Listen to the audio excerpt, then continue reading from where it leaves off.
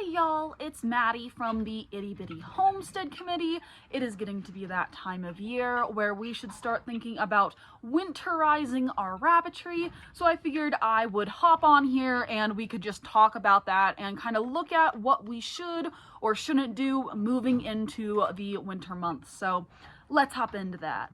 So the first thing we're going to talk about is water bottles and watering systems. Should you keep them in your rabbitry or should you look at switching to bowls? Some watering systems have bubblers in them that make it to where the lines don't freeze. But if you are simple like me and you have water bottles, you have one of two options. One, you can start filling your water bottles halfway and then switching out that water with fresh water about 3 times a day. And what that'll do is it will prevent your water bottles from freezing and bursting. Or you could switch to the other option, which would be giving all of your rabbits bowls so that they have fresh water. The only problem with that is if you have a rabbit like Sadie, you have to replace it more often because she likes to dump her water bowls. So the question is going to be, what is going to be more simple for your rabbitry and what is going to allow for your rabbits to get more water throughout the day? I like ensuring that my rabbits have water at breakfast, lunch, and dinner just to verify that they are good to go. The next question is one that I really don't have to deal with because we are in an enclosed barn, but that is ensuring that there aren't extra drafts that get into your hutch or your hutch system.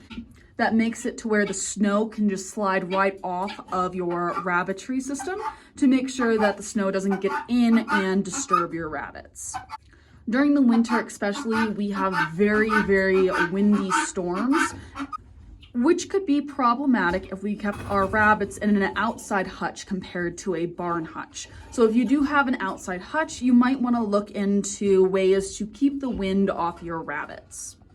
Something else to keep in mind is make sure you're weighing your rabbits appropriately during the winter. I've had some breeders who have said that basically when winter comes, they will have rabbits drop weight because they are using more energy in the cold.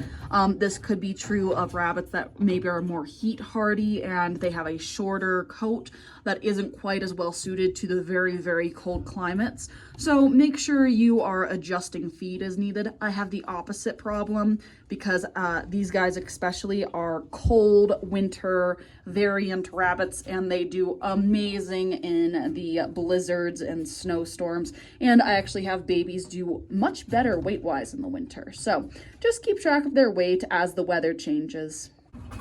And finally, you need to decide if you're going to continue breeding your rabbits through the winter. I am a huge fan of breeding through the winter. We have some really cold, hardy breeds in our barn. So we have our silver foxes and our Rex and such, and they do magnificent in the cold. But that isn't something that is true of all rabbit breeds. Some rabbit breeds do not do as well in the winter, and there are some rabbits that will lose a lot of kits as time goes on and they get those babies out of the box or they just aren't able to keep them warm enough. Something you could do if you have kits during the winter is you can bring them in overnight into a garage or office space and shelf them. That way, if your temperatures do drop down like ours do into the -20s, they won't be as affected by the drop in temperature overnight.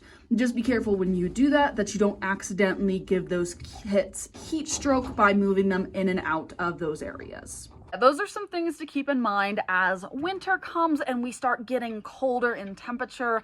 I know that some places y'all are lucky and you live in like Florida and it's like a beautiful sunny day year round, but unfortunately some of us live in the mountain where we will get 4 foot of snow within an evening and it's just not fun. So if you are in the same situation as me and you are in an area where it does get cold and we do see a major shift in temperature and weather, I would love to hear what you guys look at and think about when we move into this different season.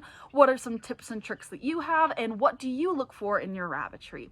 But I just want to say thank you all so much for watching and I'll see you on the next one. Bye.